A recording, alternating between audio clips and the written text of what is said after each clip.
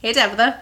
Hey Sharilyn. What are we doing today? Today we are doing our May wrap-up. Yay! Cheers! Cheers, besties!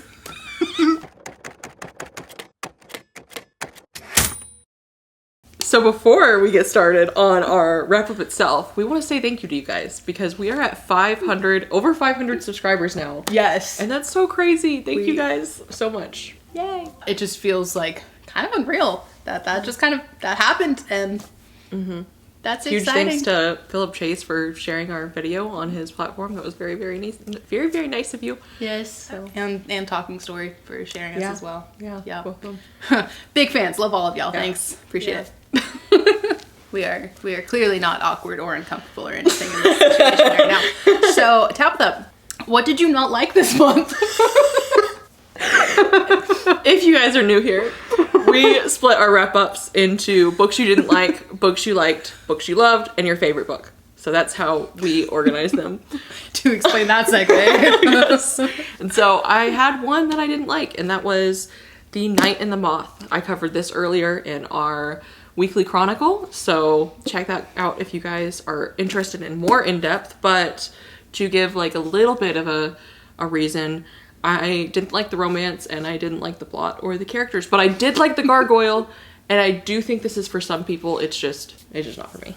Yeah, that's fair. I didn't like any of it, but it's, But the gargoyle was great. I'm excited to find out about the gargoyle. Yep. Gargoyle. Words are hard. There's not one video on this channel where words are not hard. I do think that's like your catchphrase. It's constant. It's a struggle, okay? Some of y'all understand me. So, books we liked this month. It was very hard for me to find a delineating line between liked and loved because I read so many good books this month, which is a great problem to have. I'm not mad at all. But I also read a fantasy romance this month, and it was Rebel Witch, book 2 in the Crimson Moth duology. And I really, really, really liked it. I fell in love with Heartless Hunter when I read it back in the fall, and these characters, this magic system, this world, everything is just so good, so good. And the way the story continued and wrapped up here just made my heart happy. So I had a great time with it and these characters and all the things. So it is great time, great time. Excellent. I went on a little bit of a Cthulhu spiral, as you do. And then an H.P. Lovecraft in general spiral. And Call of Cthulhu is one that I definitely really liked. And as far as like the context, I didn't love the narrative distance that we had by following a dude who's reading letters from his uncle. But I've also read The Color Out of Space now. And that also had that. So I think it's just something I have to get used to. It's just something that's newer to me. I'm not used to that. So this could eventually be something that I love, because I like the writing a lot. I love his prose. He has excellent prose. He has a very creative brain. The Color Out of Space is like borderline love, but it's still in the like high liked category. And then I also read The Beast in the Cave. I don't know if any of these have covers, so if I'm just pointing to air, then I'm sorry about that. The complete fiction. Yeah, I'm reading the H.P. Lovecraft complete fiction on my Kindle, and so I'm bouncing between different stories, which is weird to me, but that's what I'm doing. So those are the 3 actual Lovecraft ones, and then I have one more Lovecraftian one in the liked, and that's The Fisherman. I loved the beginning. It is such a creatively written book, but then it kind of took me out with, again, the narrative dissonance. Words are hard. Yeah, see? Thank you. It took me out with that narrative distance where we were having a story within a story, and then at one point another layer of another story deep within that. But overall, I would say I really do like this. And maybe as I get more used to that narrative style, because I did see in one of the reviews that someone was like, oh, it feels like I'm cozy in a, I'm cozy with them in the diner, because that's where they're hearing the story. I think, when you mentioned that, you mentioned that in the Weekly Chronicle a couple of weeks back, that it was that setting of someone telling a story to people in a diner. And when you said that to me, I was like, oh, that sounds fun. And you're like, didn't work for you. Yeah. So that's interesting that maybe it's just something I have to get used to. Maybe so, yeah. So always willing to change my mind on things. Let's go with you next. Yes, another book I really, really liked. Again, all of these really high, like 4.5 to 5 stars, but I had to find a line somewhere. So another one I really, really, really liked was Drop of Corruption by Robert Jackson Bennett, book 2 in the Shadow of the Leviathan / Anna and Din mystery. Not actually sure where he's going with the series, but I had such a good time. I'm a huge fan of fantasy mystery, and that is what we got here. I love RJB's writing style and his creativity and the weird stuff he comes up with and the way he puts things together and makes his story. So this was a really good read, and I cannot wait for more. And also he has so many other books, so while I wait for the next one of these, I can read all of his other books. Yes. And that'll be great. We have a lot to catch up on. We do. It's backlogged. The next one I have is a short horror called Bat Eater. And I really, really liked this. I don't know if it's going to be something that sticks in my brain forever, which is why it's in the liked section rather than the loved. But it was a very interesting setup of a woman watches her sister get pushed in front of a train by a racist man. And he calls them bat eaters. This is during COVID when there was a lot of racism around COVID. And so she ends up cleaning crime scenes and starts to notice a pattern of a lot of the victims are Asian women. And there are a lot of really good conversations in here. So this is like borderline liked and loved. But like you mentioned, we had to find some kind of delineation. But this is a very, very, very good book. And I do highly recommend it if you're into horror. There is a lot of gore though, so I would caution you on that if that is not something that you are into. But yes, it's a very good book. And then my next two likes go together. I started the Realm of the Elderlings. These are books 1 and 2 of the Farseer trilogy, Assassin's Apprentice and Royal Assassin. And oh, they're so good. So good. I go into more thoughts in our weekly chronicles. But I love Robin Hobb's writing and what she does with her characters. I say that over and over. But oh yeah, these really, really, really good. And you'll see book 3 very soon. My next one, which it feels like was so long ago. I can't believe this was this month. Oh my gosh, it's been such a long month. But I finished the David Bad trilogy. I think that it is definitely a good series if you want something that's a little bit different, something set in Egypt with jinn involved. Oh yes. It's really, really neat in that sense. And I like the magic. I like that we're following a healer. I think that's really cool. It's not one that I found like a super passion for, so it's keeping in the liked category. I enjoyed my time. I don't know that I'm ever gonna like feel the need to reread it, so we'll see how that goes over time. But I enjoyed the setting and I enjoyed the magic system a lot. Do you have any other likes? Nope. I have one more liked, and that was Normal People. I read this for a book club I have with some of my friends at work, and this is very interesting. I did the audiobook specifically because there's no quotation marks. She doesn't use quotation marks. Oh gosh. And that drives me up the wall. Can I look at it? Yeah. So I chose to do the audiobook, which was, in my opinion, a better experience than trying to read that. How are you supposed to know? Yeah. No, I think it's pretty easy to tell, probably. But it's just less of an enjoyable experience. That's a decision I haven't seen before. Yeah, I think it's part of what is keeping it from being in the loved. I think it's just trying to be different for different sake, and I don't really necessarily love that. But I found the characters really interesting. We're following some unlikable characters as they are dealing with a situationship.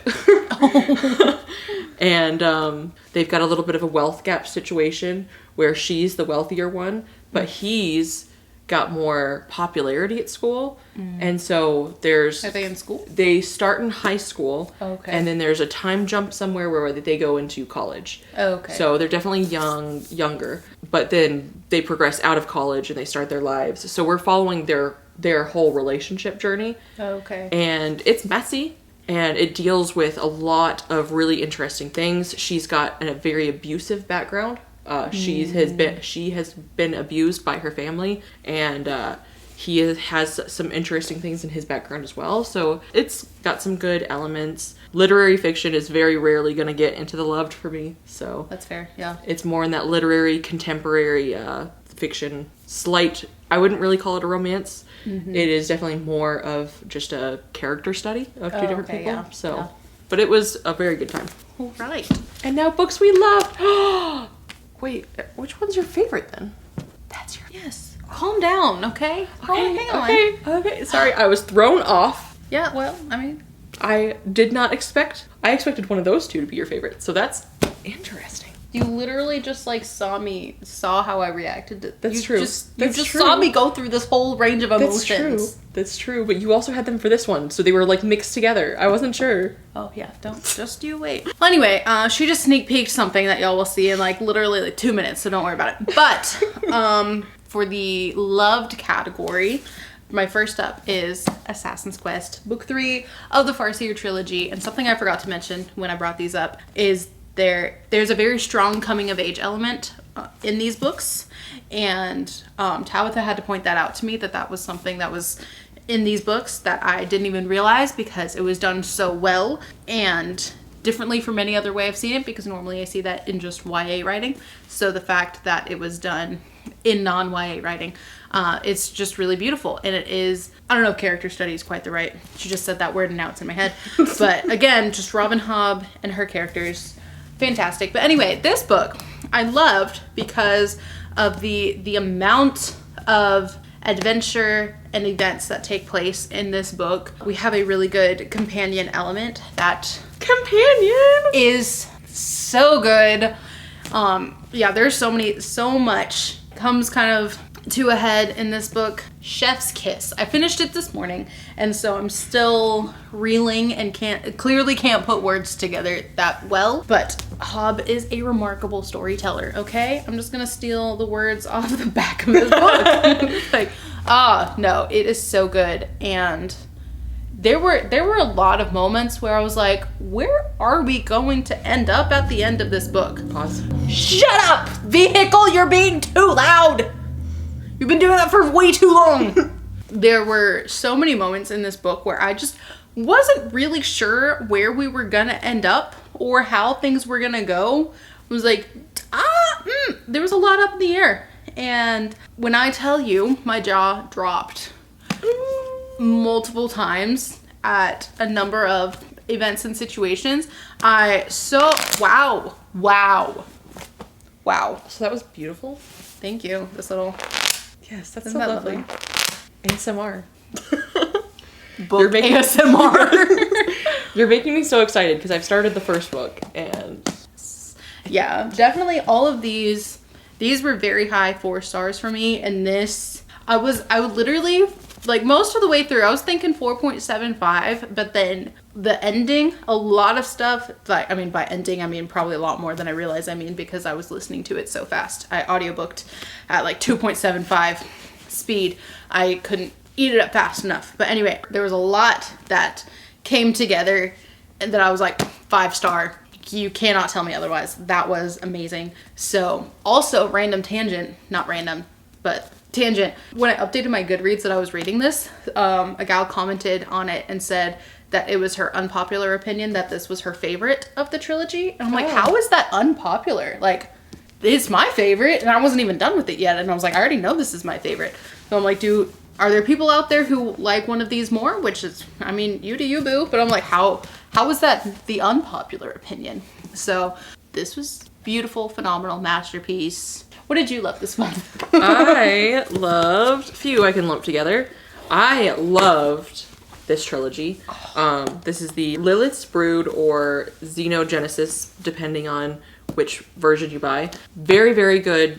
Lots of discussions. This is a sci-fi series. Octavia E. Butler is considered a master of science fiction for a reason, and this is one of the reasons. The fact that this isn't even her popular series is very exciting. This actually has like some of the lowest, like nobody reads this. This doesn't have a lot of reviews on Goodreads. Yeah. It has more than like several of the books that we're discussing because, but compared to her other stuff, this is not read a lot, and I'm guessing it's because of all the weirdness. That's fair. But I kid you not, the weirdness pays off. And if you can put up with some weirdness, this really, really pays off. It has such rich themes, such gorgeous writing, such phenomenal characters, and just really good things to think about. So I loved this series so much, and I'm so glad I read it. I've had it on my shelf for quite a while, and I didn't start reading it until my grandma was like, let's read this for a family book club. I was torn on this one. I still really, really, really, really, really liked it, but I wasn't as sold on the series until book 2. Also really important to know that each book we're following different perspectives. So it kind of threw me off when we went into book 2 and we started following a different perspective after like 20 or so pages. I don't remember it exactly anymore. But yeah, good to know that they are each following different perspectives. So you get a bunch of different perspectives into what the what if would look like, and the what if in this situation is what if humans destroyed the earth with like a nuclear apocalypse and aliens came and saved a select amount of the population and wanted to save the earth, but also help themselves. And so there's just so many good discussions that can be had with this. And if you're ever wanting to do a book club for a weird science fiction book, this would actually make a good book club because there's so much that you can discuss with it. Sweet. So you already mentioned this book, so I'm not going to get too far into that. That's A Drop of Corruption. Loved it. Definitely will be continuing the series. I'm not going to get too much because we've yapped about that one already. Very good book. And then Naruto, finished volume 7, 8, and 9 in this one. Already watched the anime, so just trying to read all of the manga now. Noticing some of the differences in the manga versus the show. The show has some pieces that the manga doesn't. So, for example, Naruto's catchphrase, not in the books at all, which is very, very interesting. And then just like different comedic elements that they add to the show, which is really cool. Because a lot of times, and Naruto does have filler, but a lot of times what they usually just add is like filler to fill in that gap between the manga being written. And they do have that, but they also have elevated humor and things like that. So I think that's really cool that they have that creative freedom. And then the last book that I loved was The Ballad of Black Tom. This is a retelling of an H.P. Lovecraft story, and it was phenomenal. I like a few different versions. I don't always love a retelling, but the versions that I like tend to be following perspectives that aren't normally told. So this is an example where it's following a Black perspective, where H.P. Lovecraft is notoriously racist, and this author has in his description, or in his dedication, for H.P. Lovecraft with all of my conflicted feelings. And so he's taking an H.P. Lovecraft story, a story where the author has racist beliefs, and he's giving it a perspective from someone that the author viewed as less than. Speaking of Lovecraft and cosmic horror, the reason Tabatha went down that whole spiral was because of this book right here, which is in my loved category, and she will bring it up in just a moment. But Discovery by J.A.J. Minton, aka Talking Story, here on BookTube. This book, their debut novel, is crazy phenomenal. I can't do this justice. It was her favorite book of the month. So she's going to tell you more about it. Segue into the favorite books. Okay. Yes. This is told in 5 acts. We have 5 acts in this, and there will be 5 books. So this is a story where a disgraced game show host finds something lurking deep beneath the oceans, and it sets the entire world ablaze. It really, really does. Yes, this is an apocalypse in 5 acts. So we basically get this incredible view of humanity across the board, across the world. Literally across the entire world. Yes, we get so many different characters and perspectives, and seeing how do they respond to what could be the end of the world. First, we get the discovery, and then we get the response to the discovery, and it is such a well-crafted, very, very intentionally well done story, told so beautifully. And we've gone into depth in so many times. Quite a few of our our weekly chronicles, so we're not going to do too much here, but I will say there's lots of themes of human connection. Yes. And how we use our human connection to overcome obstacles. Each character is so complex. There's a lot of complexities with each character. I love every single one of them, actually. And I was seeing that that Oliver was not very well loved, and I was like, but he's I saw Oliver. that too. I was like, I actually liked it. I kind of liked his parts the most. I really liked the way his story was told.